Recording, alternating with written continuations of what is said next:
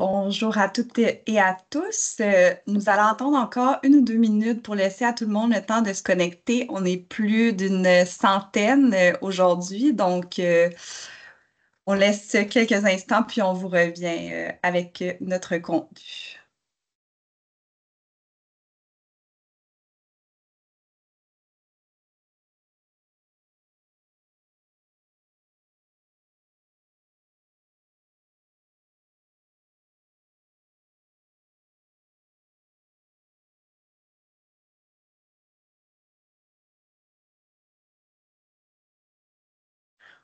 Bonjour à toutes et à tous. On est en attente que tout le monde se connecte, donc on va attendre encore quelques instants, mais on démarre sous peu. Restez avec nous.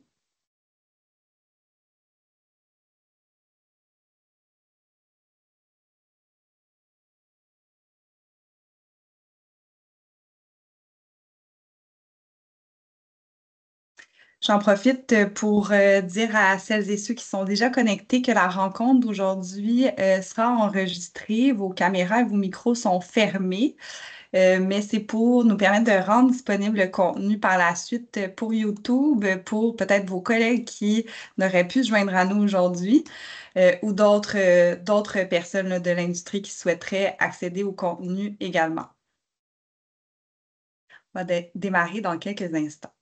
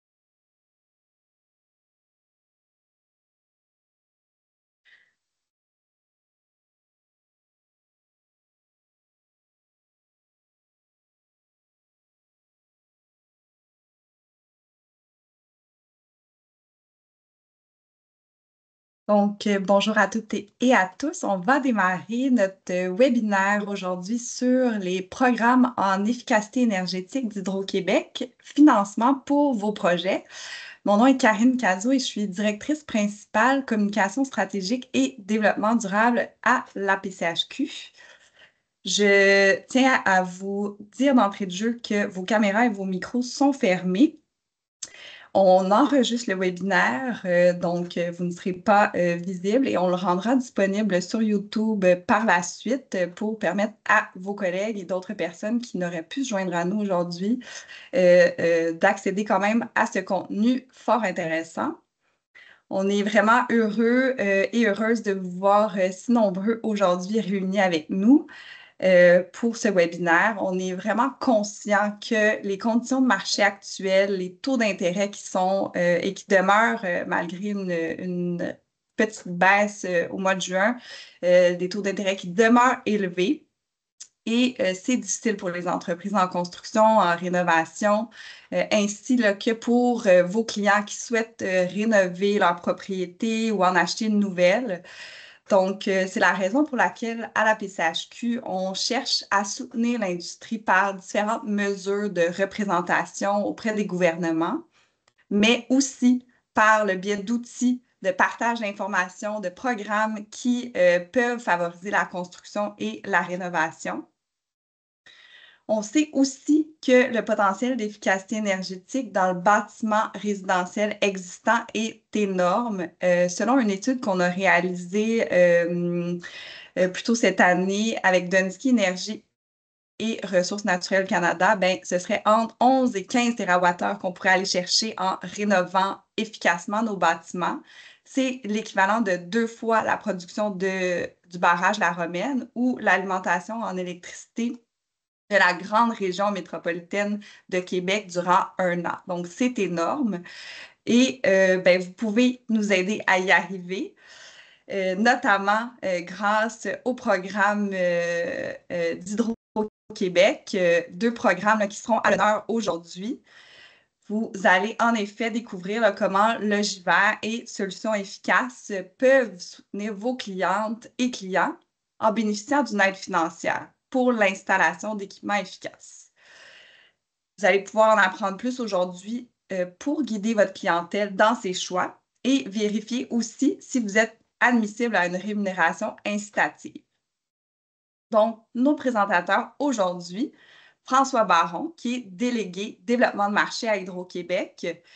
Il exerce les fonctions de délégué dédié aux gestionnaires immobiliers au déploiement du programme Logivert. À ce titre, il pilote la mise en place et le déploiement de partenariats stratégiques auprès des différents acteurs de l'industrie afin de les soutenir dans la réalisation et l'atteinte de leurs objectifs en décarbonation, donc auprès de vous, n'est-ce pas? Auparavant, M.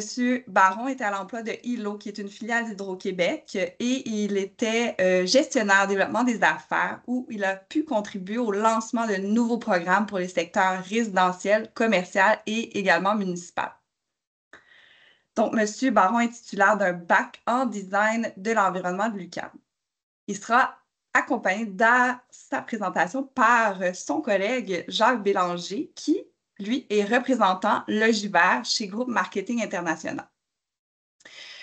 Le déroulement prévu aujourd'hui est 1 heure de présentation par ces messieurs, suivi d'une période de questions. Donc, on est avec vous jusqu'à un maximum de 13h30.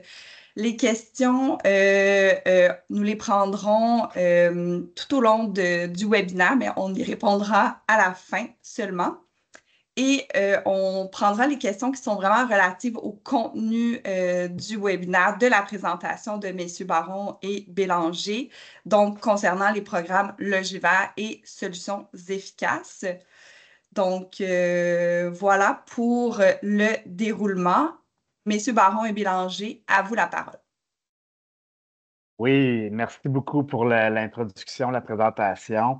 Euh, c'est rare qu'on me présente avec autant d'informations.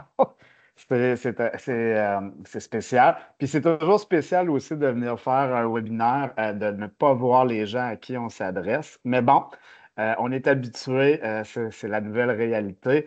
Euh, donc, comme Karine l'a dit, moi, je m'occupe comme délégué au développement de marché et partenariat stratégique depuis plus d'1 an chez Hydro-Québec. Avant, j'étais chez ILO. Euh, Jacques, mon collègue ici, prendra la parole un peu plus tard dans la présentation pour parler de Logivert. Donc, dans un premier temps, ce que j'aimerais, c'est vous faire un petit rappel, une mise en contexte de la situation d'Hydro-Québec par rapport à son plan d'action d'ici 2035. Aussi, c'est quoi la réalité qu'on doit tous travailler ensemble comme projet collectif.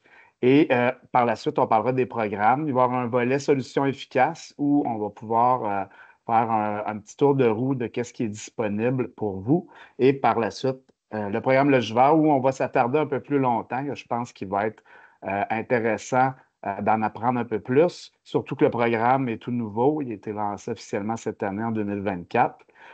Donc, ça répond déjà en partie à plusieurs besoins du marché et la réponse est très bonne, donc on doit continuer dans ce sens. Alors, comme Mme Cazot l'a dit, 1 heure environ de présentation qui est prévue, période de questions à la fin. N'hésitez pas à écrire vos questions dans le chat tout au long de la présentation. Ça va nous faire un plaisir d'y répondre à la toute fin. On va pouvoir répondre, comme ça a été bien dit, aux questions en lien avec la présentation. Puis aussi, Jacques pourra aussi intervenir au besoin pendant ma présentation. On peut rendre ça un peu plus dynamique s'il y a des questions en lien avec ce qui est présenté. Donc, on est habitué de faire cette présentation-là ensemble. Alors, voilà. Et je me lance. Alors, première diapo ici, c'était pour présenter la nouvelle équipe dont je fais partie, qui a été créée l'année passée, en 2023, chez Hydro-Québec. C'est une équipe de délégués commerciaux qui s'occupe de dynamiser l'écosystème avec tous les partenaires qui sont impliqués dans les différents projets du secteur immobilier. Donc, que ce soit les architectes, les ingénieurs, les firmes de génie, les associations, les financiers, tout ça. Donc, ce qu'on veut, c'est que tout le monde partage le même message dans l'industrie, que tout le monde travaille ensemble du mieux qu'on peut pour atteindre nos objectifs collectifs. Donc, c'est vraiment notre rôle dans notre équipe. Moi, je m'occupe principalement des gestionnaires immobiliers et du volet logivert, comme Karine l'a bien mentionné tout à l'heure. Donc, ça, c'est pour mon équipe qui est en place. Ce qu'on veut, ben, c'est réduire collectivement les impacts des changements climatiques. N'oublions jamais que c'est notre focus principal actuellement. On doit tous embarquer dans la transition énergétique pour y arriver. Et il faut agir aujourd'hui, comme vous le savez tous, proactivement pour s'adapter là, au futur climat québécois. On est chanceux, on est choyé au Québec, on a tout ce qu'il faut pour y arriver, mais on doit mettre la main à la pâte. Petit rappel sur le plan d'action 2035 qui s'intitule Vers un Québec décarboné et prospère, qui a été présenté l'année passée, l'automne passé en 2023, suite à l'arrivée de notre nouveau PDG, M. Sebia.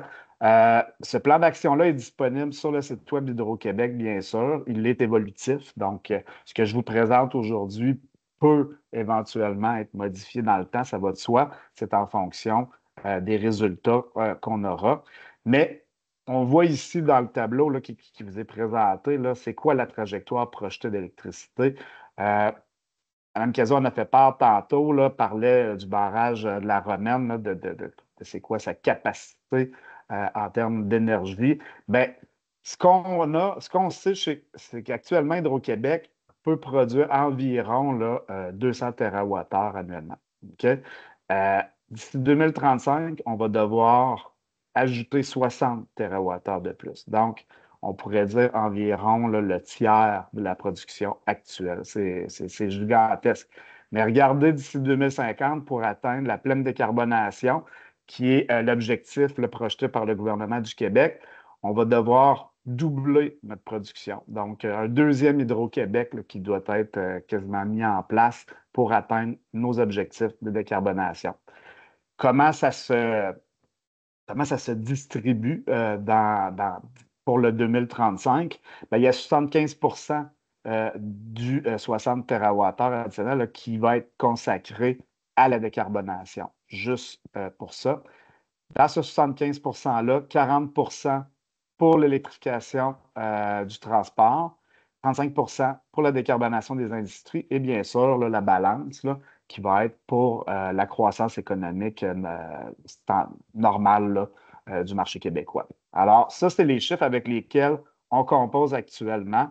Ce n'est pas banal. Alors, voilà, je voulais vous sensibiliser à ça en introduction. Un autre petit rappel intéressant aussi, c'est notre engagement là, pour le maintien des tarifs abordables.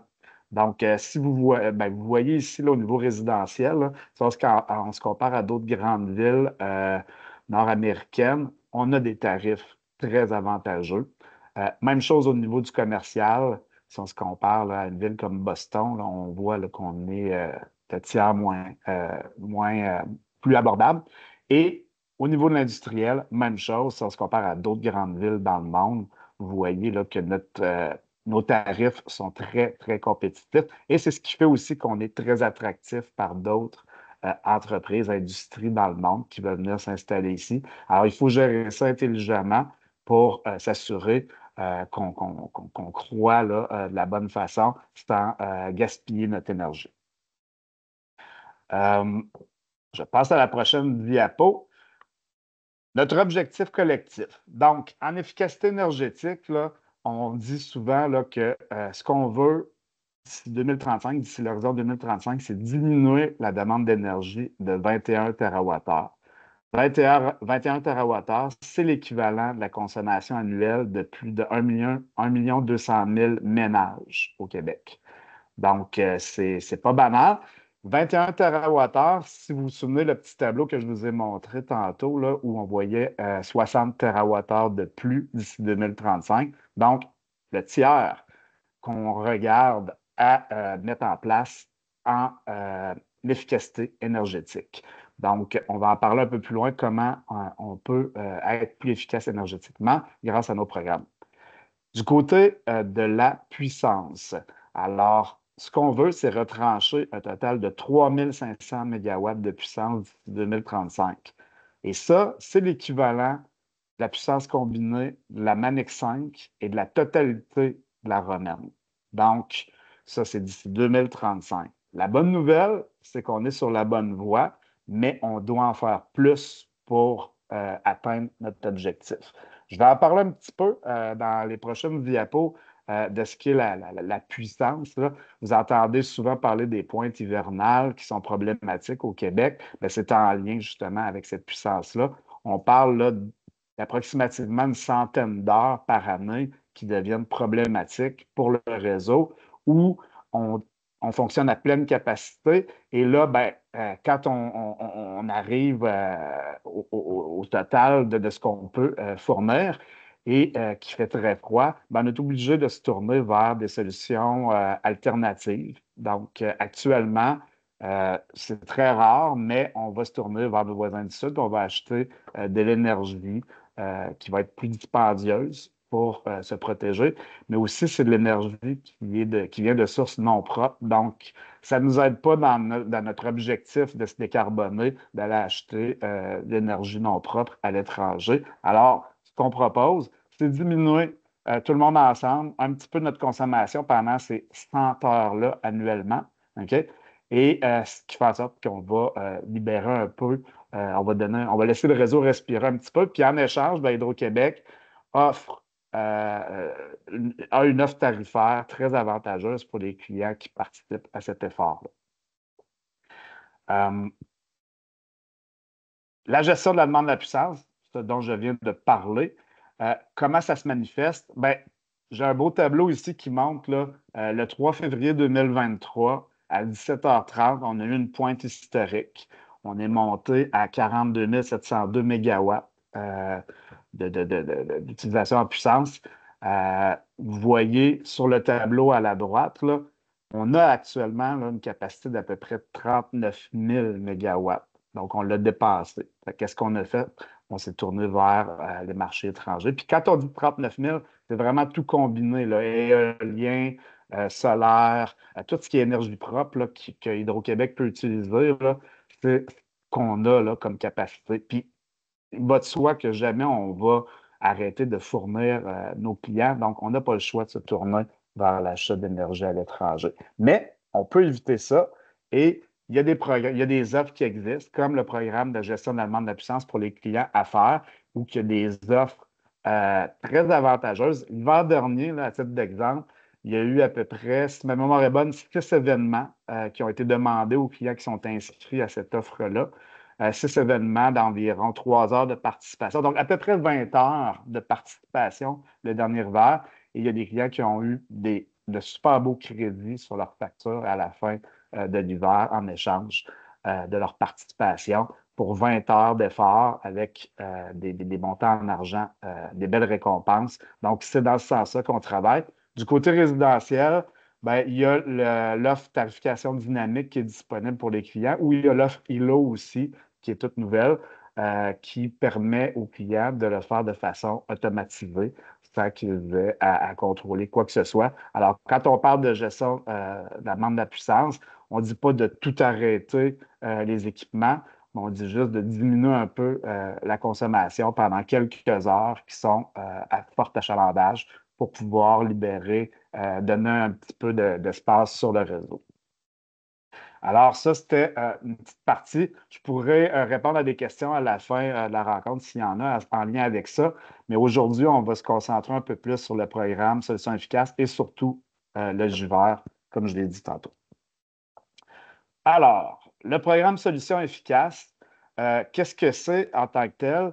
C'est un programme qui est pour la clientèle affaires. Quand on parle de clientèle affaires chez Hydro-Québec, on va parler souvent de projets de 20 unités et plus. Alors, 20 unités et plus peut être un immeuble à logement, un immeuble à condo, peut être aussi, bien sûr, des bâtiments commerciaux. On touche aussi au volet institutionnel, industriel et agricole avec le programme Solutions efficaces. Donc, on touche à tout. C'est un programme qui s'adresse aux petites entreprises, aux moyennes et grandes entreprises. Et ce qui est intéressant avec le programme Solutions efficaces, c'est qu'il peut être composé aussi avec une première partie où on propose de faire une analyse énergétique. Donc, l'analyse énergétique, ça aide les clients à prendre de meilleures décisions dans leur plan pour se décarboner, pour être plus efficace avec leur équipement. Une fois que l'analyse est faite, ben, ce n'est pas obligatoire, là, ceci dit. C'est une option qui est disponible. Je vais en parler dans la prochaine diapo. Ben, il y a l'offre simplifiée et l'offre sur mesure qui sont disponibles. Et dans tous les cas, il y a le programme OSE qui est disponible sur le site web d'Hydro-Québec. Donc, le programme OSE, c'est en fait un petit logiciel que tout le monde peut télécharger qui est super facile d'utilisation. J'ai une petite diapo tantôt qui montre l'interface. Donc, vous pouvez faire des scénarios dedans et voir et faire des calculs sur les montants que vous pouvez aller chercher en appui financier en achetant ou en installant, par exemple, des thermopompes dans vos projets. Alors, tout se calcule automatiquement et il y a un peu plus de 200 mesures là, qui sont préapprouvées dans le logiciel. Alors, c'est vraiment là, une application qui est très appréciée là, par l'ensemble du marché. Elle est constamment mise à jour aussi. Donc, il va y avoir une mise à jour là, sous peu, là, cet automne qui va être faite en tenant compte là, des nouvelles offres sur le marché aussi, parce que bien sûr, il y a toujours des nouveaux équipements qui arrivent et on doit l'adapter. Donc, ça, c'est disponible pour les moyennes et grandes entreprises et aussi pour les petites entreprises. Ensuite, tous les projets qui sortent des standards qu'on va voir normalement dans le marché, ben, eux aussi, on peut les adresser avec l'offre sur mesure. Donc, c'est une offre un peu plus personnalisée, mais encore là, il y a des appuis financiers très intéressants qui peuvent être, que vous pouvez aller chercher pour vos équipements en efficacité énergétique. Prochaine diapo. Les bâtiments admissibles pour le programme Solutions efficaces, bien sûr, il faut qu'ils soient situés au Québec. Ça va de soi. Comme je disais, c'est pour autant le secteur commercial. Quand on dit commercial, chez nous, ça inclut aussi les projets multirésidentiels, donc qui sont considérés commerciaux. 20 unités et plus, ça rentre dans cette catégorie-là. Institutionnel, industriel ou agricole. Ça peut être les bâtiments existants comme les nouvelles constructions, ça peut être des agrandissements aussi, etc. Donc, on regarde tout. Ils doivent être assurément alimentés par le réseau d'Hydro-Québec. Donc, c'est sûr, un projet qui est alimenté seulement au gaz, bien sûr, ne passera pas comme bâtiment admissible, mais il pourrait être alimenté par un réseau autonome admissible ou un réseau municipal, là, comme à Montréal, il y a Hydro-Westmount, il y a Hydro-Sherbrooke sur la rive sud, pas sur la rive sud, pardon, en Estrie. Et donc, ça, on peut les regarder aussi, bien sûr, là, ça va de soi. Oups. Bon. Qui peut participer au programme? Quand même intéressant. Oui, la clientèle, bien sûr. Quand on dit clientèle, c'est le client qui fait la demande. Il peut être accompagné ou non d'un partenaire. Donc, on encourage, nous, les partenaires, à collaborer avec les clients, à s'assurer de mettre en place les meilleurs équipements qui vont aller chercher les meilleurs appuis financiers aussi, qui vont optimiser les projets. Et ce partenaire-là va recevoir un incitatif financier en plus. Donc, ce qu'on veut, comme je le disais au tout début, c'est dynamiser l'écosystème. On veut que tout le monde travaille ensemble. Donc, on veut que les firmes de génie, les firmes en efficacité énergétique contribuent, ça se prenne le temps de bien accompagner leurs clients et leur proposer là, les meilleures solutions qui vont mieux accompagner les clients dans le temps en efficacité énergétique. Donc, ça, c'est une chose. Sinon, il y a aussi le volet agrégateur. Ça, c'est un peu plus rare, mais j'en fais mention rapidement. Volet agrégateur, sachez qu'il y a des entreprises là, qui peuvent représenter un projet ou plusieurs bâtiments détenus par des clients. qui vont faire affaire directement avec cet agrégateur-là qui, lui, va s'occuper de l'ensemble du dépôt des projets et va aller chercher les appuis financiers, etc. Donc, ça peut se faire aussi, mais c'est souvent dans des secteurs là, peut-être un peu plus commerciaux, industriels, là, qu'on va voir ça.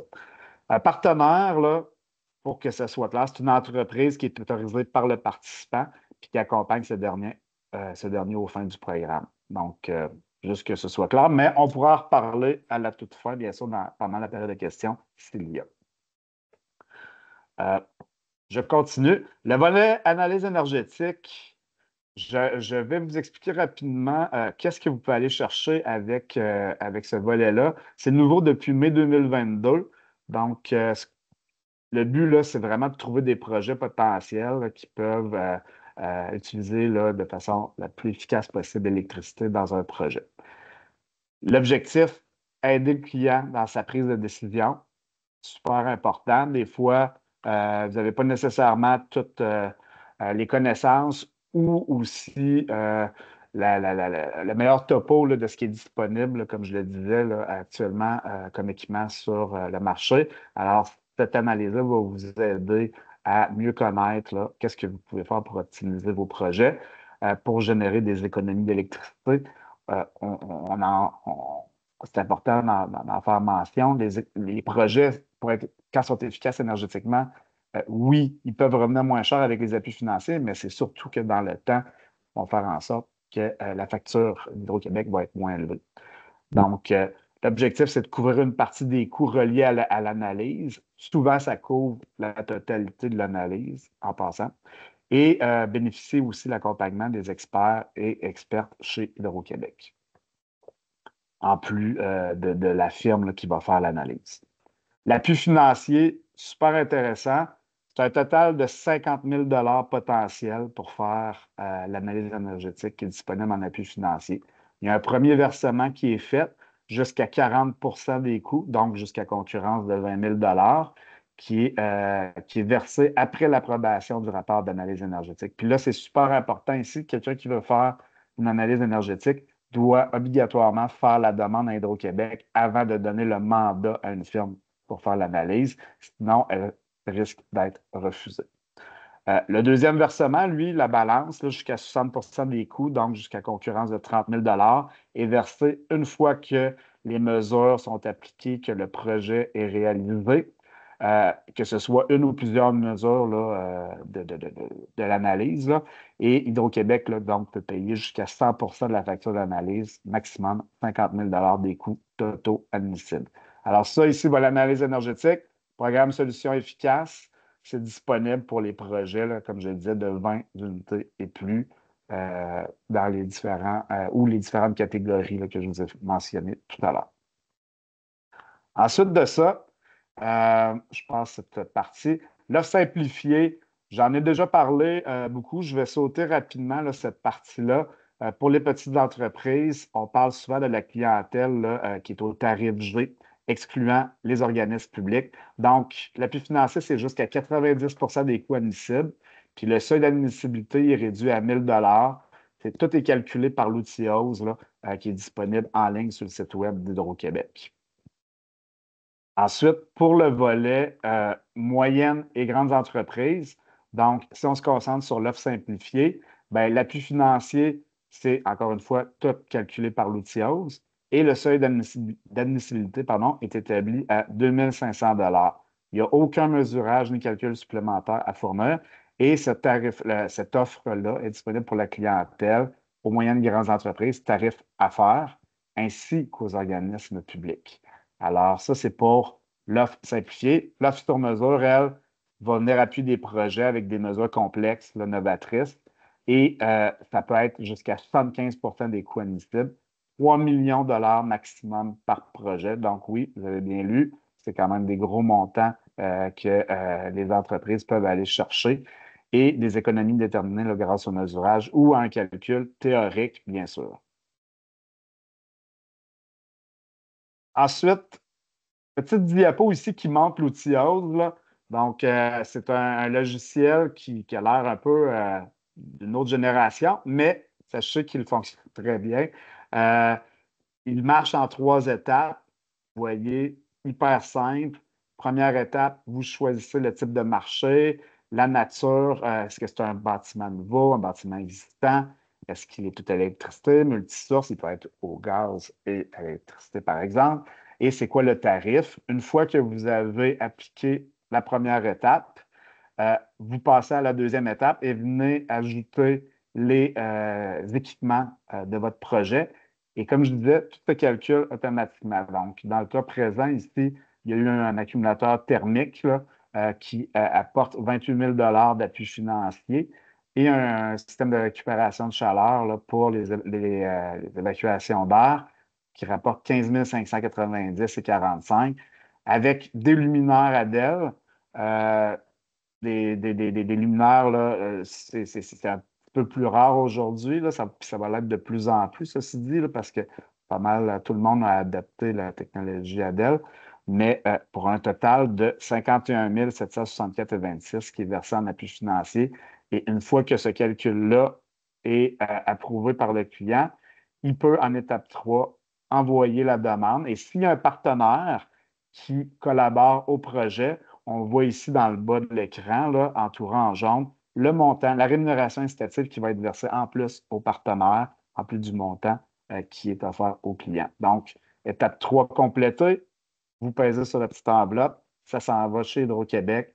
L'équipe technique chez nous va analyser le tout et par la suite, une fois que le tout va être approuvé, le montant va être versé. Aussi simple que ça.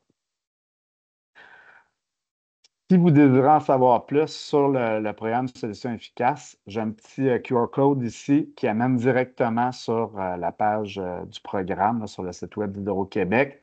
Donc, je le laisse quelques instants, le temps que vous preniez votre appareil pour le prendre en photo au besoin. Moi, ça termine la partie du programme Solutions efficaces. Je suis dans les temps, c'est bon. Je vais laisser la parole à mon collègue Jacques Bélanger qui va poursuivre là, avec la partie du programme Logivert. Puis je vous reviens, moi, par la suite pour la conclusion puis la période de questions. Merci. Excellent. Merci, François. On m'entend bien? Oui. Oui. C'est bon, merci. Alors, bonjour tout le monde. Content d'être ici aujourd'hui. Je représente Logivert depuis presque le début de la mise en ligne du programme. Participé à quelques salons et conférences ici et là, mais je suis content de rencontrer particulièrement les gens de l'industrie de la construction. Donc, on va faire un tour d'horizon du programme. Et puis, évidemment, il risque d'y avoir des questions. Il est possible qu'on ne puisse pas répondre à tout, mais on va faire le mieux qu'on peut ici aujourd'hui avec vous. Donc, François, si tu peux commencer à opérer ça, merci. Donc, je suis un employé de Groupe Marketing International, qui est maintenant le partenaire d'Hydro-Québec pour faire tout ce qui s'appelle l'exploitation, finalement, du programme Logivert. On vous a laissé les petites informations de base en bas de l'écran en termes de site web, adresse courriel et numéro de téléphone. Voilà. Merci. Alors, le programme, il est subdivisé en 3 sections. On va y aller comme ça. Donc, on va d'abord parler du programme de clientèle résidentielle, donc pour les propriétaires et les locataires. Ensuite, un petit volet sur les entreprises d'installation, domaine dans lequel j'ai travaillé beaucoup plus depuis les 3 derniers mois. Et ensuite, les entreprises de construction, mais d'habitation neuve. Donc, il y a 3 sections, si on peut dire, au programme. Voici les types d'habitations qui sont admissibles. Vous allez retrouver ces logos-là si vous voyez d'autres, dans certaines acétates en tout cas. Donc, évidemment, les maisons, les copropriétés avec des parties qui sont plus privées, les multiplex, les immeubles résidentiels à 19 logements ou moins et les appartements des immeubles résidentiels de 20 logements et plus. Donc, on touche à peu près à tout. François, si tu veux revenir à l'eau, merci beaucoup. Merci. Excusez-moi, on a un opérateur différent, là, fait que juste ajouter qu'on a souvent la question pour l'éviter, est-ce que ça s'applique au chalet? j'aimerais ça l'adresser tout de suite. Au niveau des chalets, ça peut être admissible, mais on considère un chalet qui est habitable à l'année 12 mois et qui a une partie de chauffage à l'intérieur. Parce qu'évidemment, ce que nous, on recherche, c'est les économies. Et la plus grande partie de consommation dans une maison, dans un chalet, habituellement, c'est le chauffage. Donc, oui, ça peut être admissible en autant qu'il est habitable 12 mois par année. Donc, souvent, les gens se posent cette question-là parce qu'on parle de maison. Maintenant, il y a des chalets qui ressemblent plus à des maisons, là. Fait que, oui, c'est admissible. Voilà. Euh, on revient. Merci. Donc, les exigences de base générales des tissus au Québec, alimenter en électricité et être habitable à l'année, donc on inclut le chalet. Les habitations qui sont reliées à tout réseau autonome, municipal ou coopératif aussi, c'est admissible, donc il n'y a pas d'enjeu ici. Et une demande financière peut être transmise à Hydro-Québec, en fait GMI maintenant, au plus tard 9 mois après la date de la mise en place des mesures. Donc, le compteur débute finalement avec les dates sur les factures que vous allez soumettre. Donc, voilà. Et évidemment, il y a eu une action qui a été prise avec Hydro-Québec de rétroagir pour l'année 2023. Donc, si vous avez mis des mesures en place en 2023, la demande doit être soumise avant le 30 septembre 2024. Donc, au-delà du 9 mois pour cette année, si vous avez fait des choses en 2023, on a mis une date butoir du 30 septembre 2024 où on va quand même accepter les mesures que vous avez mises en place. Voilà. Donc, on débute avec le premier volet, la clientèle résidentielle. Je commencerai tout de suite par dire que dans ce volet-là, ce sont les clients, propriétaires ou locataires, qui déposent la demande d'aide financière. Ça va? Donc, voici un petit. On vous a mis juste le tableau résumé rapidement pour la clientèle résidentielle. Donc, vous allez voir à gauche toutes les mesures. Isolation de toit et travaux de calfeutrage, cuisinière à induction, sécheuse à pompe à chaleur, thermopompe efficace, thermopompe à haute efficacité et travaux de calfeutrage, pompe efficace et capteur solaire thermique pour la piscine. Donc, certaines mesures sont combinées. Tout de suite, je réponds à la question, oui, il doit y avoir les deux éléments pour que ce soit admissible. Et vous avez tout de suite à droite les aides financières. Donc, chacune sont décrites, je ne les expliquerai pas, à part peut-être les thermopompes où Hydro-Québec a déterminé un standard du 1000 BTU à l'heure à moins 8 degrés Celsius. Vous allez le retrouver un peu partout. Et évidemment, à droite, vous avez ensuite toutes les habitations qui sont applicables ou qui sont admissibles, excusez-moi, pour ce volet du programme. Donc, les maisons, copropriétés, multiplex, les résidentiels de 19 et moins et les appartements résidentiels de 20 logements et plus. Donc, ce tableau-là vous résume un peu, évidemment. Encore une fois, je reviens, c'est les clients qui déposent eux-mêmes leur demande d'aide financière à GMI, Hydro-Québec, et on peut évidemment combiner plusieurs mesures, on va le voir un peu plus tard, mais lorsqu'elle est déjà identifiée comme deux mesures, par exemple la première, isolation de toit et travaux de calfeutrage, on doit voir ça sur les documents lorsqu'on va les recevoir. C'est possible, merci. Pour la partie résidentielle, encore une fois, il est possible d'avoir une bonification de deux façons. La première, un 25 supplémentaire de l'aide financière qui va être versée si le client s'abonne, prend un engagement de 3 ans avec ILO. Donc, pour pouvoir faire la gestion de sa puissance, on va donner une bonification de 25 On va aussi ajouter 5 supplémentaires si le client va appliquer plus qu'une mesure.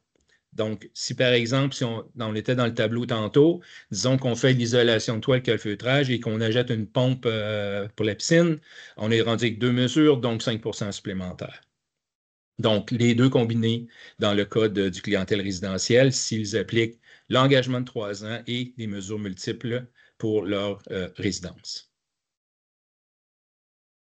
Ça va pour ça. On va maintenant au deuxième volet, les entreprises d'installation. Donc, tout de suite, au départ, je sais qu'on est du côté construction, mais il y a peut-être des gens qui font de l'installation. Les entreprises d'installation ici, c'est eux qui vont faire la demande d'aide financière à Hydro-Québec, GMI, pour les mesures suivantes. Donc, nous avons 3 mesures, la thermopompe géothermique, les accumulateurs de chaleur, ou comme le disait tantôt mon collègue, les accumulateurs thermiques, et les accumulateurs de chaleur et thermopompe centrale. Encore une fois, l'aide financière au centre avec les chiffres indiqués et les habitations qui sont admissibles, donc les maisons multiplex et les immeubles résidentiels de 19 logements ou moins. Peut-être tourner là cette table, je veux juste voir. OK. Les entreprises d'installation peuvent bénéficier aussi évidemment d'une rémunération incitative lorsqu'ils installent des accumulateurs de chaleur seulement. Donc, accumuler pendant un mois, disons, on peut envoyer à l'occasion à Hydro-Québec. C'est Hydro-Québec qui va gérer cette partie de rémunération-là. Donc, 1 000 par demande d'aide financière. Donc, pour chaque accumulateur de chaleur installé, il est possible d'aller chercher 1 000 supplémentaire du côté d'Hydro-Québec. Entreprise de construction. Troisième volet, je pense que c'est celui qui nous parle le plus aujourd'hui. Encore une fois, ce volet-là, ce sont les entreprises de construction qui vont faire la demande d'aide financière à Hydro-Québec. Ce n'est pas les clients, c'est l'entreprise de construction. Donc, l'argent est versé à l'entreprise de construction. Ici, Hydro-Québec a regroupé les... je ne sais pas si moi, ma souris bouge. Est-ce que vous voyez ma souris quand je bouge, madame? Non, moi, je ne vois pas, Jacques. OK, c'est beau. OK, merci. Donc, première section en haut, c'est pour les maisons. La deuxième section en bas, les plex résidentiels de 19 logements ou moins. Donc, pour les maisons en haut, on a fait des petits packages, des petits regroupements. Donc, thermopompe murale à très haute efficacité et échangeur d'air Energy Star. Donc, une aide financière de 140 par 1000 BTU à moins 8 degrés Celsius, comme je parlais tantôt, sur le standard. Donc, pour chacune des options, la deuxième, énergie, par exemple, on va parler d'un accumulateur de chaleur, d'une thermopompe centrale et d'un échangeur d'air Energy Star. Si tout ça est installé dans la résidence, une aide financière de 15 000 par résidence. Alors, si vous faites un parc de construction et que vous faites 20 maisons, je ne sais pas moi, 10 maisons, bien, vous avez par adresse, par résidence, l'aide financière qui est indiquée. Plus loin, vous allez voir la durabilité, donc une thermopompe géothermique et des échangeurs d'air Energy Star à 750 du 1000 BTU et l'optimisation finalement qui regroupe 4 mesures, accumulateur de chaleur, thermopompe centrale, échangeur d'air et capteur solaire thermique pour eau chaude. Dans ce cas-là, 22 000 par résidence. Plus bas, vous avez pour les plex, l'immeuble résidentiel et les 19 logements et moins. Très important de spécifier ici que le programme Logivert dans la construction neuve s'arrête à 19 logements et moins. Pour plus de cela, il faut s'en aller sur le programme que François vous a présenté tantôt, qui est les solutions efficaces. Donc, dans le 19 et moins, on a 3 options, efficacité, durabilité et optimisation.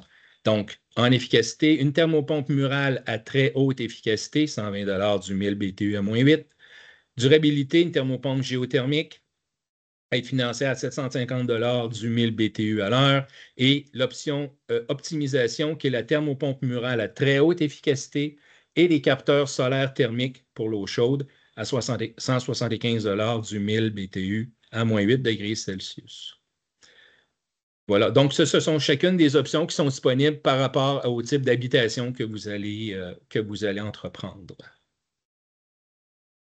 Merci. Il est aussi possible d'avoir une bonification pour la construction neuve, donc de une ou deux façons, c'est-à-dire si vous installez des thermostats intelligents dans toutes les pièces habitables de l'habitation admissible, il y a un 15 % supplémentaire de l'aide financière que vous allez recevoir. Ou si vous installez vos thermostats et une borne de recharge pour véhicules électriques, c'est 25 % de bonification de l'aide financière.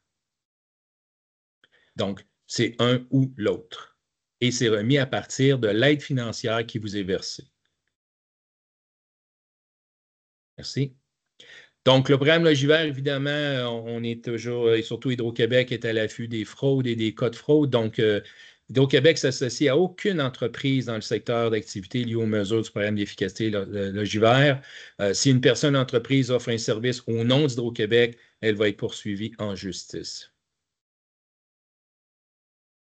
Le portail est très important. C'est un outil intéressant. Je vous suggère d'aller visiter Le portail du programme Logivert, il y a toutes sortes d'outils là-dedans. Il y a une calculette. On peut faire donc un calcul des montants d'aide financière en amont pour aller voir combien je recevrais, est-ce que c'est admissible.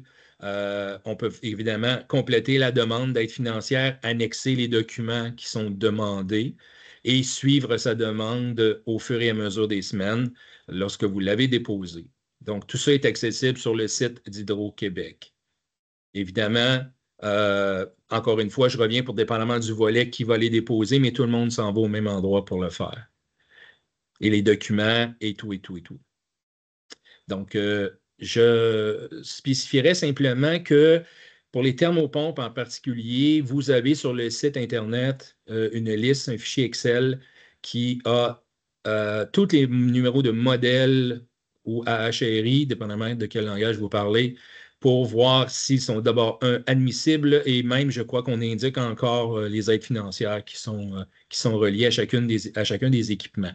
Donc, vous avez une liste pour la clientèle résidentielle. Je tiens à souligner que du côté construction, vous allez retrouver une liste aussi qui est disponible pour vous à savoir quel équipement pourrait être admissible avant d'aller plus loin. Merci, François. Donc, voici les coordonnées pour nous joindre. C'est important à savoir que dans le volet résidentiel que je vous parlais tantôt, bien, pour les clients résidentiels, on leur fait une adresse courriel avec info@commerciallogivert.ca avec le numéro de téléphone qui est indiqué là. Et pour les entreprises, on vous a dédié des gens spécialisés pour vous. Donc, on a une boîte courriel en support à commerciallogivert.ca et avec le même numéro de téléphone, mais une fois que vous embarquez dans la chaîne téléphonique, là, si vous appuyez sur l'option 2, vous allez tomber sur nos gens qui sont spécialisés pour répondre aux questions des entreprises. Je vous dirais que d'utiliser le courriel pour valider avant de vous engager financièrement sur des équipements ne serait pas une mauvaise idée si la présentation qu'on fait aujourd'hui, c'est les guides du participant. Il y a un guide de participant par volet, un résidentiel, une installation et une construction. Et si là encore, vous n'avez pas réussi à trouver réponse à vos questions, je vous encourage fortement à écrire à support à commerciallogivert.ca afin de vous assurer avant d'aller de l'avant et d'investir sur vos équipements. Voilà. Merci. Donc, la suite est entre vos mains. J'aime beaucoup l'expression parce que vous êtes les agents de changement dans le milieu. C'est vous qui sollicitez les clients, qui les incitez, qui leur expliquez les produits qui sont disponibles, qui allez les installer. Donc, tout ce que vous dites est important, qui vont faire la différence pour un avenir un peu plus vert, pour répondre un peu aux objectifs que François nous a présentés en début de présentation. Merci beaucoup, Jacques. Je reprends la balle. De toute façon, Jacques va rester disponible là, à la fin, la conclusion, pour répondre aux questions là, qui ont eu lieu dans le chat tout au long de la présentation. Je fais un petit recap rapide sur la différence entre le programme OSE, Solutions efficaces, et le Logivert. Donc, pour les immeubles résidentiels, vous voyez en bleu dans le haut pour les nouveaux bâtiments. Donc, si c'est au moins 20 logements, donc 20 logements et plus, ça s'en va dans Solutions efficaces. Si c'est 19 logements au moins, ça s'en va dans le Logivert. Qu'est-ce qui est pour nous un nouveau bâtiment? Bien, c'est un bâtiment qui est en cours de conception ou de construction. Ça peut être un agrandissement à un bâtiment existant. Ça peut être aussi un bâtiment dont la vocation a été modifiée ou qui fait l'objet d'une rénovation majeure. Alors, ça, c'est nos critères qui déterminent un nouveau bâtiment. Pour ce qui est de l'existant, alors si c'est 19 logements ou moins, encore une fois, ça s'en va dans le Logivert. C'est là, dans le bâtiment existant, où il y a des petites nuances. C'est que si c'est 20 logements et plus et qu'il y a un compteur unique, OK? Donc un compteur pour le bâtiment, ça s'en va dans Solutions efficaces. Et si c'est 20 logements et plus, mais que chaque logement a un compteur distinct, bien là, ça reste dans le Logivert. Alors, on pourrait s'imaginer une tour à condo avec des compteurs distincts là, par unité. Ça pourrait être dans l'existant un projet compatible pour le Logivert. Alors, un syndic de copropriété, par exemple, pourrait faire une soumission via le Logivert, déposer une demande via le Logivert, par exemple. Donc, ça, c'est notre petit tableau là, qui vient résumer un peu là, ce qu'on vous a présenté comme offre et programme aujourd'hui. Donc, ma dernière diapo, pour moi, j'aime bien terminer mes présentations en mentionnant que la première étape, là, on ne le dira jamais assez, c'est de bien planifier vos actions avant de faire quelconque demande. Donc, vous allez voir, plus ça va aller, plus vous allez devoir mettre de l'emphase là, sur les sources principales d'émissions de gaz à effet de serre. Ça devient une évidence. Les banquiers vont en tenir compte. Les différents partenaires avec qui vous allez faire affaire, les locataires, tout le monde s'en va dans ce sens-là. Donc, il faut dédier du temps et un budget à ces efforts-là. Ça va devenir une obligation. Faites-le, prenez les bonnes habitudes aujourd'hui parce que vous allez voir que bientôt, il va y avoir beaucoup de temps à mettre là-dedans. Ensuite de ça, pour nous, faire une utilisation efficiente de l'énergie, là, ça veut dire faire de l'électrification efficace. Donc, la décarbonation, ce n'est pas de l'électrification inefficace, c'est de l'électrification efficace. Commencez par la réduction de la consommation et l'efficacité énergétique, c'est la base. Donc, commencez avec les équipements en place que vous avez dans l'existant. Et sinon, pour la construction d'œuvres, ça va de soi de tout de suite envisager des équipements efficaces ça devient la meilleure option. Et le troisième point qui est ici, contacter Hydro-Québec dès le début du projet avant d'initier quelconque démarche. Pour éviter des mauvaises surprises, bien sûr, la capacité d'accueil sur le réseau, ça va vous permettre d'avoir un échéancier juste sur ce que vous pouvez aller chercher, que ce soit pour du raccordement. Vous allez avoir les délais avec lesquels on doit composer aujourd'hui. Vous le savez, il y en a maintenant. Ce n'était pas le cas avant. La réalité a changé. Vous allez pouvoir aussi peut-être aller chercher des appuis financiers comme on vous a montré aujourd'hui et aller chercher aussi des stratégies tarifaires. Alors, des fois, on sous-estime la possibilité d'optimiser pour un type de bâtiment la stratégie tarifaire qui va être la meilleure pour aller faire des économies. Et bien sûr, d'abord, un accompagnement personnalisé.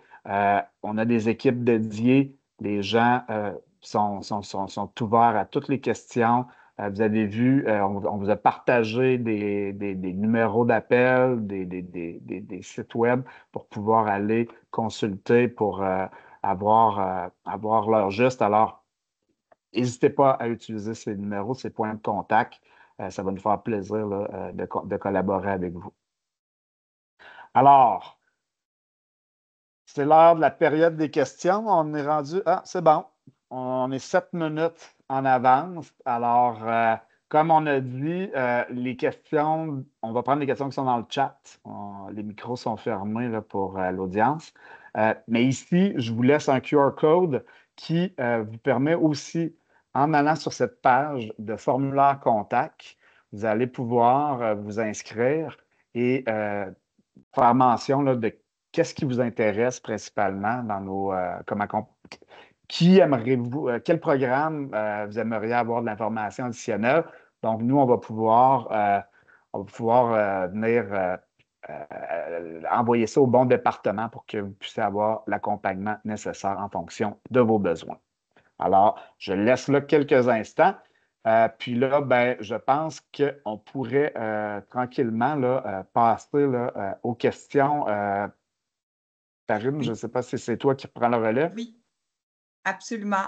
Juste avant qu'on passe aux questions dans le chat, par rapport à la diapositive précédente, contacter Hydro-Québec dès le début du projet.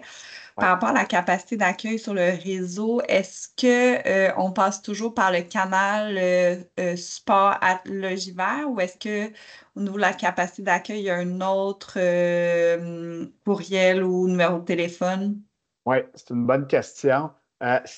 C'est sûr que le JUVER ne pourra pas répondre à ces enjeux de capacité sur le réseau. C'est vraiment dans la cour d'Hydro-Québec. Donc, souvent, pour des bâtiments existants, sur une facture, il va y avoir là, le numéro à contacter. Donc, que ce soit du résidentiel ou du affaires. il faut appeler à la bon point de contact, là, mais c'est les agents qui vont pouvoir vous répondre là-dessus et vérifier votre secteur, puis dans le temps, qu'est-ce qui peut être fait et dans combien de temps ça peut être fait aussi comme raccordement. Donc, c'est de contacter vraiment là, les agents en ligne là, qui vont pouvoir donner cette information-là. Mais le point est de le faire avant de commencer un projet. Parce que c'est arrivé souvent que des projets étaient initiés, puis là, le projet était prêt à être branché, puis là, on appelait Hydro-Québec, mais on ne peut plus faire ça. Ce n'est plus la réalité actuelle du Québec. Je ne sais pas si ça répond bien à la question. Parfait, absolument. De notre côté, je tiens à mentionner qu'à la PCHQ, on a un contact pour nos membres qui éprouvent des questions ou des enjeux au niveau du raccordement. Donc, je vais vous mettre dans le chat le contact de mon collègue Fabrice Fortin aux relations gouvernementales. Donc, vous pouvez nous acheminer vos enjeux et on s'assure de faire le suivi là, avec le département approprié chez Hydro-Québec. Donc, ben, merci pour cette réponse, François. Là, je pense que ça clarifie certains éléments. Également, concernant la présentation, je tiens à mentionner qu'elle ne sera pas partagée. Par contre, le webinaire sera mis en ligne sur YouTube et l'information la plus à jour sur les programmes qui ont été mentionnés aujourd'hui seront toujours disponibles sur le site web d'Hydro-Québec. Les liens ont été partagés là, par, Jacques et François tout à l'heure. Donc voilà. Donc, je vais prendre la première question de Lucie Monnier au niveau du remplacement de la géothermie par une autre géothermie. Quand allez-vous l'inclure? Pour le programme Le Juvert, ça? Oui, c'est ça. J'assume que c'est pour le Juvert. Ouais. J'imagine que oui. Jacques, je vais te laisser. OK. OK. Ben, écoutez, c'est une bonne question. En fait, le remplacement au départ, ce n'était pas nécessairement admissible. Maintenant, le point qui est revenu souvent, c'est est-ce qu'on respecte les critères du programme? Donc, si on fait un remplacement, par exemple, de géothermie, mais qu'on répond à tous les critères, incluant la forage de puits, ça peut être admissible. Moi, je vous dirais, dans le doute, évidemment, écrivez pour vous le faire approuver avant, là, ou vous le faire endosser. Mais à la base, ce qu'on m'a expliqué, c'est que lorsqu'on fait un remplacement et qu'on inclut tout ce qui devrait s'inclure dans le cadre du remplacement, oui, ça va être admissible. Sinon, ce n'est pas admissible. Exact. J'aurais donné la même réponse. Donc, on Je a suis la même content. information. Je suis content d'entendre ça. Parfait. On a une autre question de Nicolas qui se demande si tout le monde fait le changement vers une voiture électrique en 2035, est-ce que le réseau va être en mesure de soutenir la demande? Oui, ben, je vais la prendre celle-là.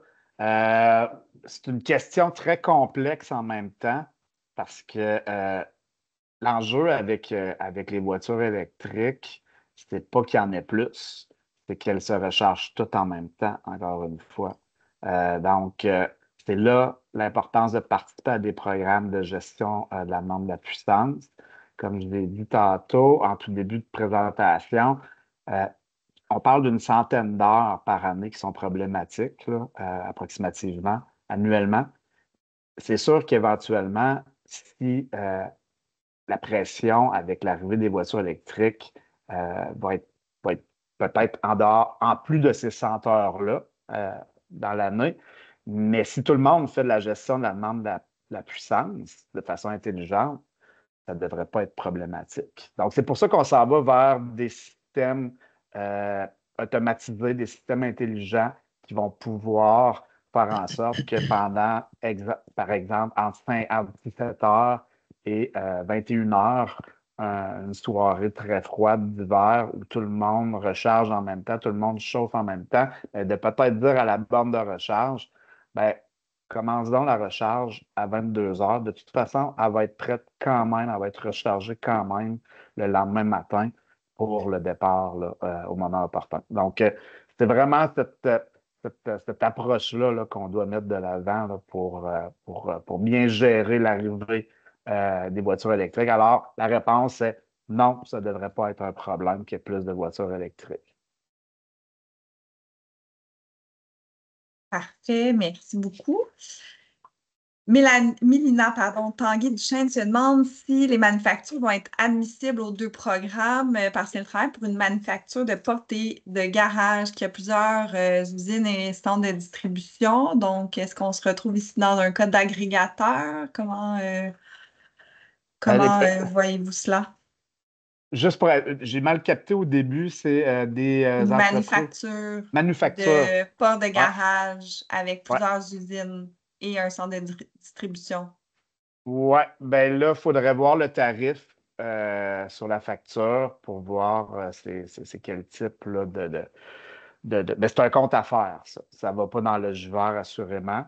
Donc, ça va être solution efficace qui va s'appliquer à cette demande-là. Donc, il faudrait voir, comme je disais, là, sur probablement la facture, c'est écrit le tarif, ben, pas probablement, c'est écrit le tarif, pardon, et il y a un numéro de contact aussi. Vous pouvez appeler là, directement à ce numéro-là, puis ils vont pouvoir vous orienter et vous dire là, quelle démarche vous pouvez faire. Et puis, si je peux ajouter, François, simplement, Oui, ça va dépendre évidemment aussi des mesures. Hein. Je veux dire, dans OSE, il y a au-dessus de 200 mesures déjà prescrites. c'est ça. Peut-être qu'ils vont trouver chausser à leurs pieds avec ça. Ça dépend des mesures que vous nous parlez. Là. Il n'y a pas d'exemple. Donc, Ouais. effectivement, c'est dans le programme Solutions d'affaires de toute façon. Ouais. Puis pour ajouter à ce que Jacques vient de dire, euh, vous pouvez faire en effet des essais avec le logiciel OSE là, pour voir là, qu'est-ce qui pourrait être applicable. Mais si je n'ai pas le type là, d'usine que ça peut être, là, mais par exemple, c'est une chaîne de production dans une usine, ben, il peut même avoir là, des drives là, qui peuvent être chargés qui vont faire en sorte que certaines chaînes de distribution vont être plus efficaces énergétiquement, par exemple. Donc, on peut vraiment aller chercher on peut faire vraiment plein de types d'interventions là, à plein de niveaux.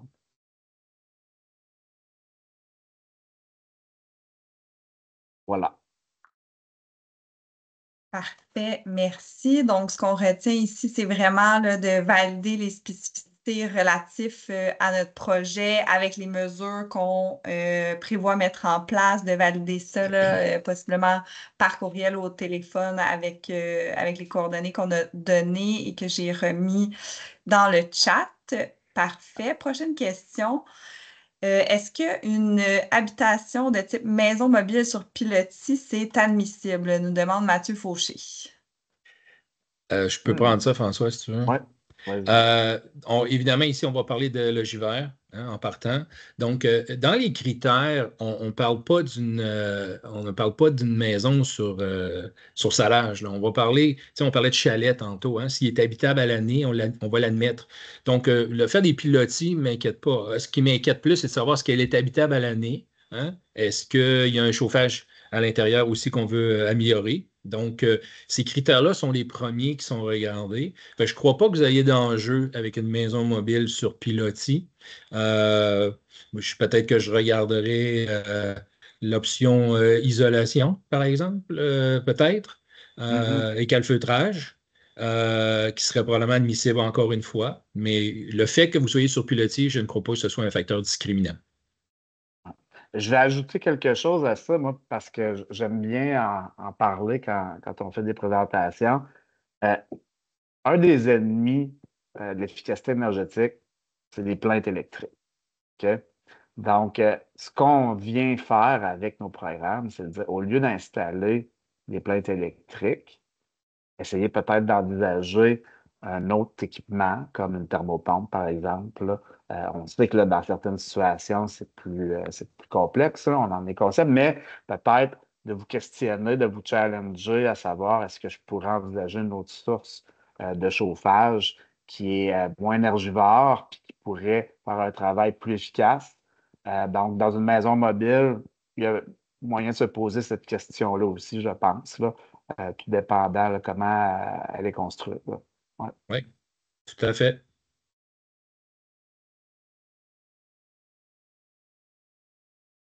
Parfait. Monsieur Pierre-Olivier Pinault de la chaire HEC en gestion de l'énergie est tout à fait d'accord avec ça. Cet élément là, au niveau des plaintes électriques. Donc, merci François pour ce rappel. Prochaine question de Santiago Corba. Est-ce qu'il va y avoir des changements des critères d'admissibilité des équipements pour l'année 2025? Encore une fois, on parle de... On va, on va parler, mettons, vas-y pour le jus vert, je préciserai pour solution efficace, ou je peux répondre pour les deux, comme tu veux, Vas-y, genre. vas-y, Ouais. François. C'est sûr qu'il va y avoir des changements. Tout ça est évolutif. Euh, on va dire, je vais prendre l'exemple, mettons, des subventions pour les voitures électriques. OK? Le gouvernement a annoncé là, cette année là, qu'il allait mettre fin aux subventions là, sous peu. Ben, on ne le sait pas, nous, quand est-ce que ces subventions-là vont arrêter ou vont être modifiées. On n'a pas la boule de cristal. J'ai pas cette information-là. Peut-être que l'année prochaine, il va y avoir des changements. Peut-être qu'il va y avoir certains équipements qui seront plus subventionnés parce qu'ils vont être mieux adoptés par la population aussi. On voit la même chose avec les luminaires à LED. Les subventions vont aller en diminuant pour ce type d'équipement-là, de technologie-là, parce que on les voit partout maintenant sur les tablettes, dans les quincailleries. Alors, ça va être la même chose éventuellement pour nos programmes.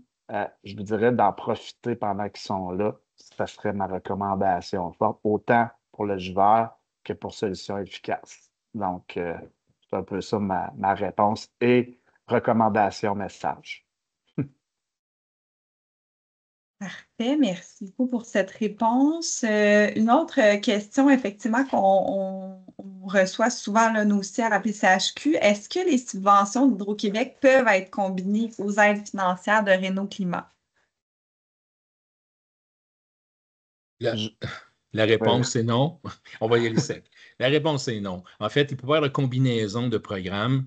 Il y a d'ailleurs des vérifications qui se font de part et d'autre, en autant que c'est pour les mêmes mesures. Donc, une mesure, par exemple, qu'Hydro-Québec donnerait une aide financière, ben, elle devient non disponible pour les autres programmes et vice-versa. Mais donc, je comprends que c'est pour des mesures différentes, il y a possibilité de faire appel à des programmes différents. Tout à exact. fait. Tout à fait. Ben, c'est D'accord. un bon exemple, Renault Climat, parce que Renault Climat, avant, avait, tout jusqu'au mois de mai là, 2024, offrait un appui financier pour les thermopompes. Donc, Renault Climat ne l'offre plus maintenant pour les nouvelles demandes. C'est vraiment le jus vert là, qui est ce volet-là. Donc, ça devient complémentaire à d'autres mesures que Renault Climat offre. Parfait, merci. Prochaine question. Considérant les risques d'augmentation du radon dans l'air intérieur suite à des travaux de calfeutrage et de scellement qui réduisent les fuites d'air et la ventilation, est-ce que des travaux correctifs, justement, d'atténuation du radon pourraient être admissibles à l'aide financière? Encore une fois, du côté logivert, la réponse est non. Ça ne fait pas partie des mesures ou du programme que nous appliquons présentement. Ouais. Puis, je ne suis vraiment pas un expert en la matière. Je ne voudrais pas répondre n'importe quoi, là. Je pense que est-ce qu'il y a quelque chose qui va être considéré pour l'avenir? Peut-être, mais à l'heure actuelle, je n'ai pas de réponse malheureusement à cette question. Désolé. Parfait, merci. Il y a un enjeu là, qui nous est souligné par Amy pour les clients de son entreprise. Donc, ils ont beaucoup de difficultés à obtenir le numéro de confirmation par courriel qui est envoyé lors de la confirmation du profil. Ça dit souvent que le courriel est invalide. Parfois, les clients sont âgés et n'ont pas accès à des courriels. Est-ce qu'il y a des moyens de faire des demandes autrement? Je ne sais pas si justement via la ligne téléphonique, c'est possible de donner le numéro de confirmation par téléphone ou est-ce qu'il n'y aurait pas d'autres moyens là, à la disposition de clients ayant des enjeux au niveau du courriel? Hmm. J'y Euh, vais. ouais, vas-y. OK. J'avais jamais C'est une bonne. entendu celle-là, ouais. Moi non plus, mais en fait un peu. D'abord, merci beaucoup de les aider, ces gens-là, parce qu'effectivement, ça m'est arrivé souvent de me faire poser la question, est-ce qu'on peut le faire pour les clients? Écoutez, souvent, ils n'ont pas l'Internet à la maison, ils n'ont pas d'ordinateur, puis ils veulent quand même faire l'application. Fait que merci beaucoup de le faire, bravo. Je vous dirais que normalement, on doit passer par le site parce que ça déclenche toute une machine d'enregistrement, de retour de courriel, etc., numéro de confirmation. Et si ça ne se produit pas, oui, là, à ce moment-là, je contacterai tout de suite le soutien à la clientèle. Ils peuvent peut-être, parce que si vous ne l'avez pas reçu, c'est parce que peut-être que nous non plus, on ne l'a pas reçu. Peut-être qu'il y avait une erreur dans l'adresse courriel. Souvent, c'est des technicalités, mais qui sont importantes. Mais en appelant, vous pouvez certainement valider si ça a été reçu. À ce moment-là, si oui, on vous donnera un numéro de confirmation. On confirmera les numéros de courriel. Probablement qu'on retournera quelque chose pour pouvoir avoir une preuve écrite qu'on l'a eu. Mais pour le moment, à ma connaissance, à moins que ça change, il n'y avait pas d'autre moyen que par le site pour faire la demande d'aide financière avec Logivert. Ouais. Puis du côté de solutions efficaces, assurément, les agents peuvent accompagner là, quelqu'un là, qui aurait des difficultés de courriel, là. Ça, j'en suis 100% convaincu.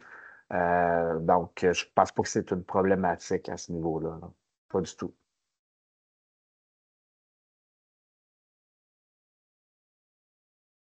Parfait, merci. Prochaine question d'Erika concernant l'agrégateur pour le programme OSE. Est-ce qu'il y a un incitatif? Est-ce que c'est l'entreprise d'installation qui va déposer la demande via le logiciel OSE? Est-ce qu'il y a des critères à respecter pour déposer une demande en tant qu'agrégateur?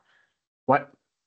J'ai pas tous les détails techniques autour du volet agrégateur. Par contre, ce que je peux dire, puis genre que tu peux m'appuyer au besoin, là, euh, si vous êtes agrégateur, c'est vous qui allez charger, dans le fond, par la suite, ce que vous voulez à votre client. Alors, c'est ça la forme d'incitatif que vous pouvez aller chercher. Euh, mais il y a des conditions à respecter, en effet, qui sont très bien détaillées sur le site, là, sur le site web d'Hydro-Québec là, pour être agrégateur. Il y a des conditions à remplir, là. Puis il y a des minimums aussi à charger annuellement auprès d'Hydro-Québec, là, des demandes, pardon, en montant d'argent là, à venir déposer chez Hydro-Québec pour pouvoir être agrégateur. Donc, souvent, ça va être des firmes ou des partenaires là, qui ont quand même plusieurs projets là, sous gestion qui peuvent aller chercher un volume assez intéressant. Ouais.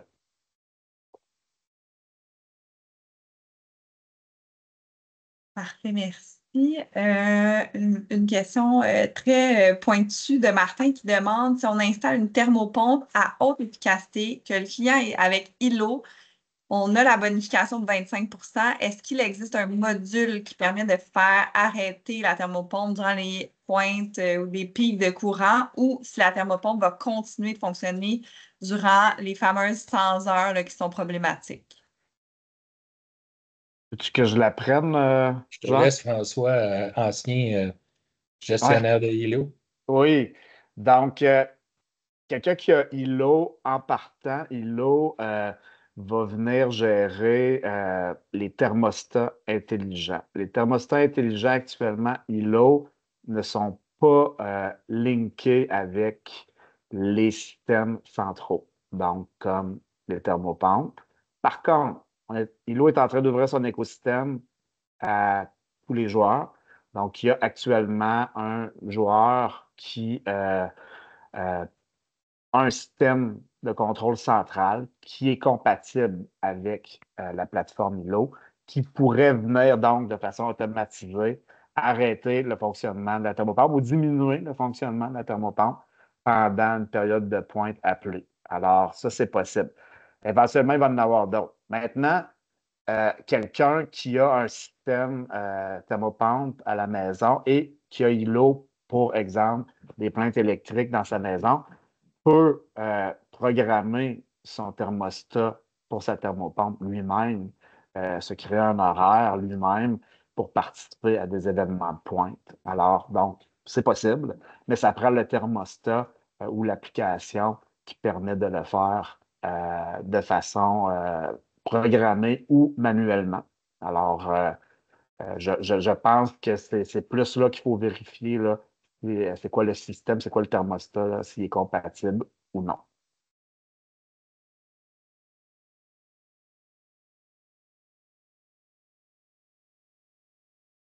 Parfait. Une question complémentaire de Martin toujours. Est-ce que la thermopompe murale arrêtera dans le défi ILO? Je ne suis pas certaine que j'arrive à bien comprendre ou si elle continuera de fonctionner Bien, c'est une bonne question parce durant. que, ouais, mais je pense comprendre la question. C'est qu'en fait, c'est sûr que dans certains grands froids, la thermopompe, peut-être potentiellement, ne marchera pas. S'il y a un système centralisé, par exemple, ça se peut que s'il y a une fournaise électrique, par exemple, ça se peut que ce soit la fournaise qui embarque, donc ce serait elle qui prendrait le relais et qu'il faudrait gérer. Maintenant, un système centralisé, euh, avec un thermostat central programmable, va pouvoir tout simplement dire voici la température à laquelle je suis prêt à diminuer. Puis si, mettons par exemple, c'est 18 degrés, là, je dis ça comme ça, ben si ça va en bas de 18, ben, la thermopompe ou la fournaise va embarquer, mais sinon, elle ne fonctionnera pas parce que la commande a été mise à 18 degrés Celsius pendant une période de pointe X. En tout cas, je ne sais pas si je l'ai bien expliqué, là. Moi, je me suis compris, mais ça serait un peu ça ma réponse, là. Donc, c'est pas tant d'arrêter complètement l'équipement, plutôt de lui dire, d'habitude, moi, je suis à 21 degrés dans telle pièce ou dans ma maison, ben, c'est de dire pendant un événement îlot, je suis prêt à descendre ou un événement de voyons, pas tarification dynamique, mais crédit hivernal, je suis prêt à descendre à 18 degrés.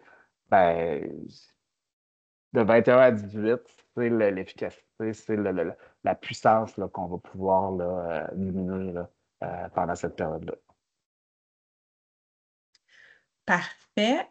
D'autres questions? Vraiment, ça suscite beaucoup d'intérêt, cette présentation aujourd'hui. Erika aimerait savoir si l'entreprise de construction qui fait la construction de l'immeuble, si le propriétaire aussi là, de l'immeuble en construction est une entreprise et non un particulier, est-ce que l'entreprise a le droit à l'aide financière? Jean? Oui, j'essaie de bien comprendre la question.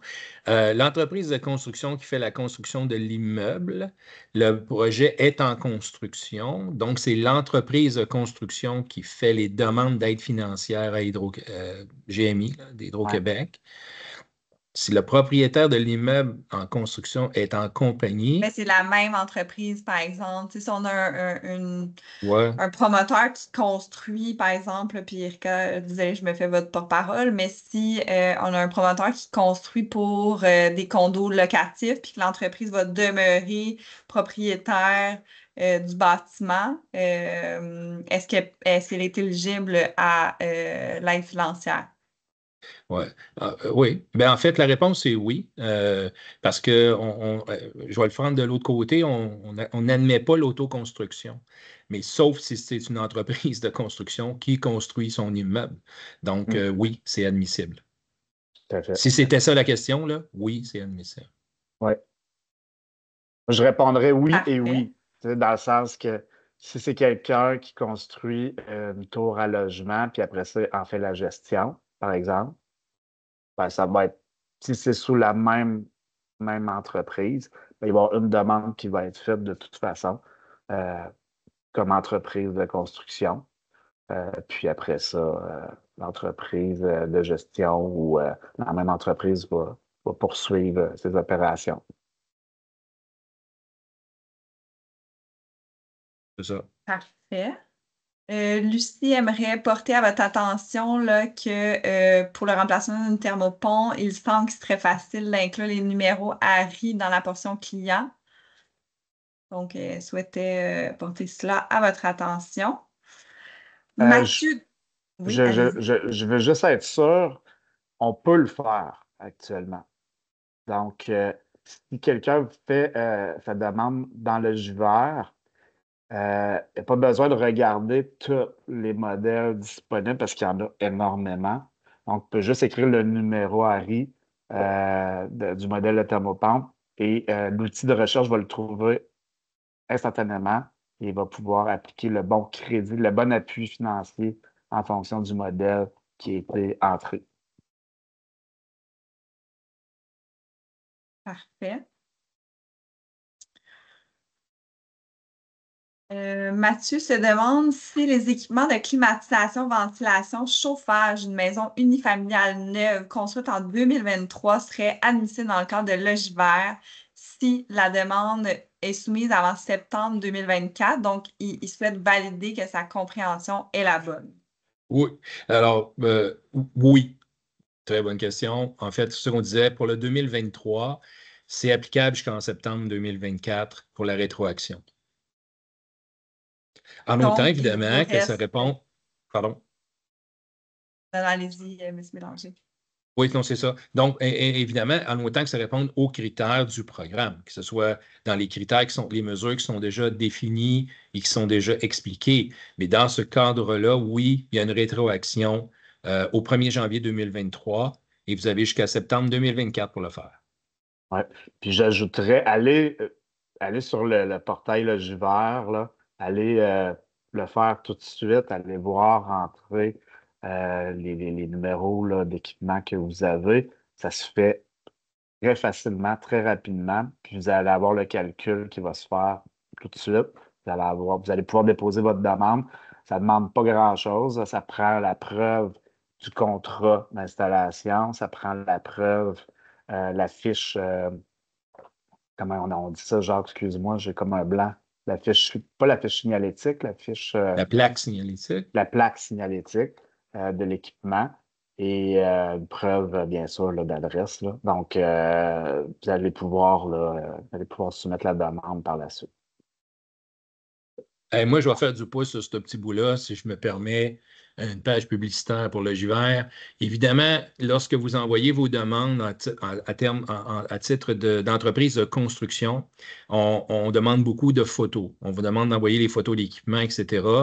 Les plaques signalétiques, c'est juste vous assurer qu'ils sont lisibles, la photo, parce que ça va retarder le traitement, en fait, de votre dette financière. Fait que le plus possible, soyez rigoureux. Je sais qu'on n'est pas tous des photographes, là, mais vous assurez que quand vous la prenez, regardez-la un peu avant, elle peut-tu s'agrandir, qu'on peut-tu lire ce qu'il y a dessus, parce que vous serez surpris des photos qu'on reçoit. Alors, qui ne sont pas toujours en lien avec le programme. Alors, merci. Oui, puis ça, c'est à cause des délais dans des demandes qu'on pourrait traiter plus rapidement, en effet. Là. Tout à fait. Ouais. Parfait, merci. Donc, on retient là, que pour tous les projets rétroactifs ou ayant été conduits en 2023, vous avez là, jusqu'au mois de septembre là, pour déposer vos demandes. Donc, il vous reste 1 mois et demi pour ce faire. Exact. On a une... Pardon? Septembre, oui. Ouais. Oui, c'est ça. Je dis exact. Confirmé. Ouais. Oui, exact. Parfait. Une question là, qui rejoint un questionnement que j'ai également. la durée de vie du programme, est-ce que c'est jusqu'à un moment X dans le temps? Est-ce que c'est jusqu'à épuisement d'une enveloppe budgétaire? Parce qu'il y a des personnes là, qui se questionnent, des entrepreneurs qui auraient des craintes à s'engager si Ouais. effectivement il y a un cut-off là, du programme. Donc, je vous laisse Je vais, répondre. je vais répondre à celle-là. Je voulais pas faire peur tantôt en disant qu'on ne sait pas ce que l'avenir nous réserve, mais on sait une chose, c'est qu'on a des objectifs titanesques à atteindre. OK? Alors, je serais très surpris de voir un programme comme le JVER prendre fin, parce que je vous le confirme, il est très populaire présentement. Il y a énormément de demandes et c'est une excellente nouvelle. Pas juste pour Hydro-Québec, mais pour le Québec. Parce que ça veut dire que les gens ont compris qu'il fallait passer à l'action. Et il semble-t-il que le portail marche bien. On a beaucoup de commentaires positifs. Fait on continue dans ce sens-là. Alors, moi, ma réponse, c'est je ne pense pas que c'est sur le point d'arrêter. Au contraire, ça va être probablement bonifié dans le temps.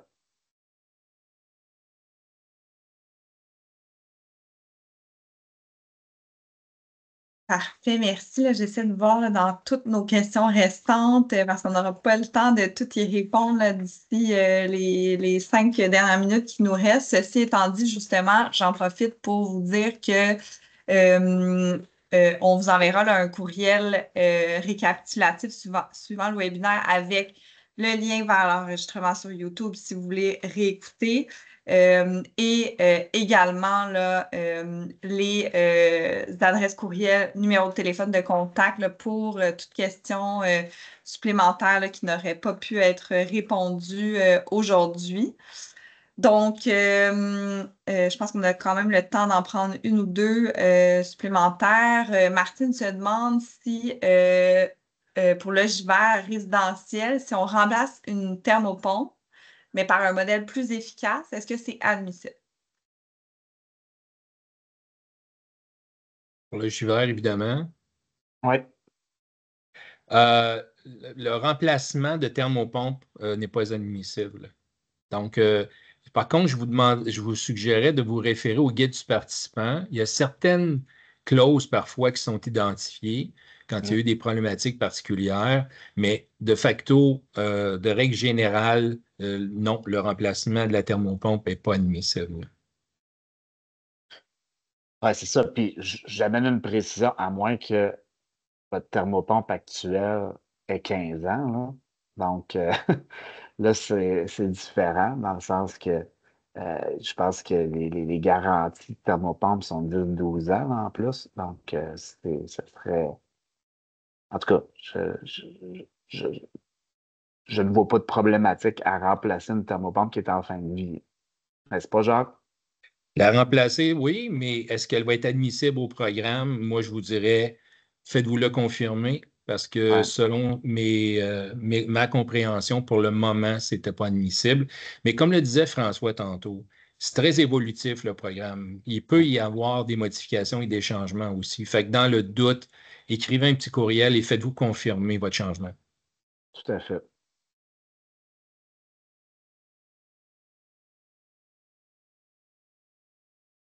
Parfait. Donc, une petite dernière question ici, là, pour l'ogiver résidentiel. Un propriétaire d'un duplex, par exemple, pour aller chercher une aide financière par logement.